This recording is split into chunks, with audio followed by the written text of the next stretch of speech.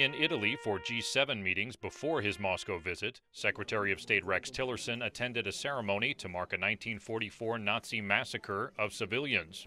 And we rededicate ourselves to holding to account any and all who commit crimes against the innocents anywhere in the world. Tillerson's pointed comment came just days after U.S. missile strikes on a Syrian airbase allegedly used to launch gas attacks last Tuesday that killed up to 100 Syrian civilians.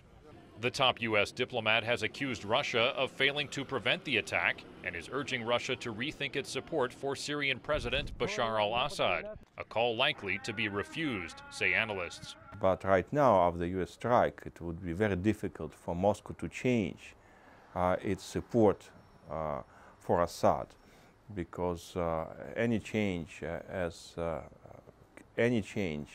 can be perceived as something which is done under the U.S. pressure.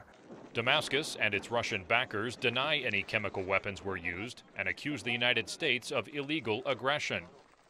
Moscow cut off air safety cooperation with the U.S. in Syria, and Russia's Joint Command Center, along with Iran and Syria, threatened to respond to any further U.S. attacks.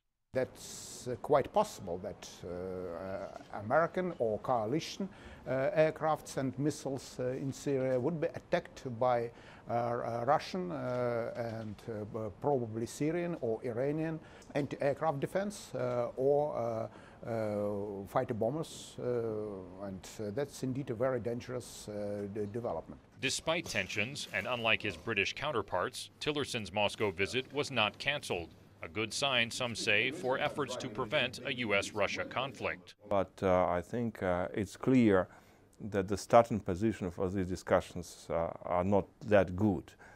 There is a lot of mistrust on both sides, and I'm sure that emotions will fly high at this meeting. Tillerson's Moscow meetings, say analysts, could set the tone for U.S.-Russia relations. Daniel Schearf, VOA News, Moscow.